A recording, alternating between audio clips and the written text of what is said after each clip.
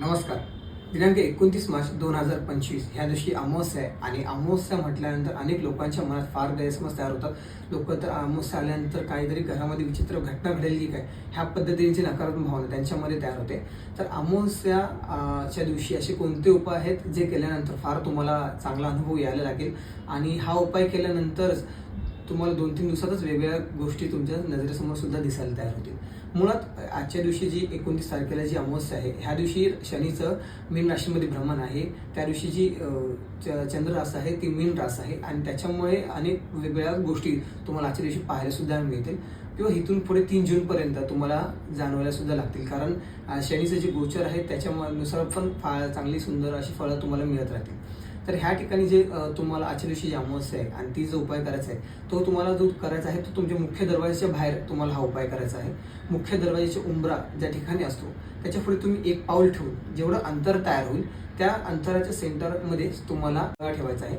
लक्षात घ्या, ह्या दिव्यामध्ये तुम्हाला 4 वाती तयार करायच्या आहेत. हा दिवा लावताना सर्वप्रथम तुम्ही श्वास घेऊन, म्हणजे लोकांच्या मनामध्ये कधी कधी नकारात्मक भावना तयार होतात, त्यामुळे तुमचं जो ब्रिदिंग लेवल आहे ती फार मोठी असते. सो त्यामुळे आम्ही हा प्रकार सांगतो की जेव्हा पण तुम्ही दिवा लावता त्यावेळेला श्वास घेऊन तो दिवा तुम्ही लावत जा, ज्याच्यामुळे तुमच्या विचारांमध्ये फार पॉझिटिव्हिटी सुद्धा तयार होते.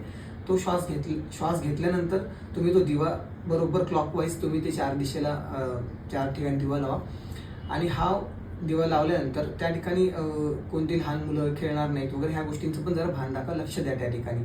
आणि दिवा विझल्यानंतर मग तुम्ही तो थोड्या वेळाने तो दिवा उचलून तुम्ही दुसरीकडे नेऊन ठेवू शकता. सर्वप्रथम तर ह्या गोष्टीचा उपयोग आम्ही का करतो, कारण लक्षात घ्या, अंधारावरती जर मात करायची असेल तर प्रकाशाचीच गरज लागते आणि ज्या ठिकाणी प्रकाश असतो त्या ठिकाणी भय सुद्धा निर्माण होत नाही, असं अनुभव आहे. सो तुम्ही हा उपाय करून तुम्ही तुमच्या घरामध्ये एक पॉझिटिव्हिटी सुद्धा तयार करू शकता. कारण नकारात्मक जी ऊर्जा जी येते त्याचं जे जास्त प्रमाण असतं ते आपल्या मुख्य दरवाज्यातूनच येणं असतं. जर तुमचा दरवाजा पॉझिटिव्ह असेल तरी सुद्धा त्या ठिकाणी एक अदृश्य शक्ती किंवा तुम्ही ज्या ठिकाणी फिरून येता त्याच्यामुळे सुद्धा तुम्ही ती कुठून तरी घेऊन देत असता. सो ह्या गोष्टींचा येणं जाणं किंवा हा वावर असल्यामुळे आम्ही हा उपाय जो आहे तो मुख्य दरवाजाच्या बाहेर बरोबर सेंटरला करायला सांगतो.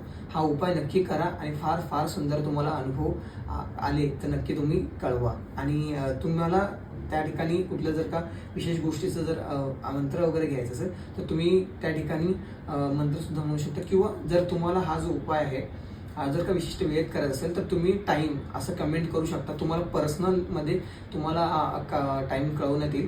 कारण लोक जर कोणी जॉबवरती जात असेल, घराला जर टाळा लागत असेल तर अशा वेळेला ते त्यांना असं विशिष्ट असं टाईम आपण देऊन सुद्धा त्या गोष्टी करू शकतो. तर तुम्ही ह्या गोष्टी नक्की करा आणि फार सुंदर अनुभव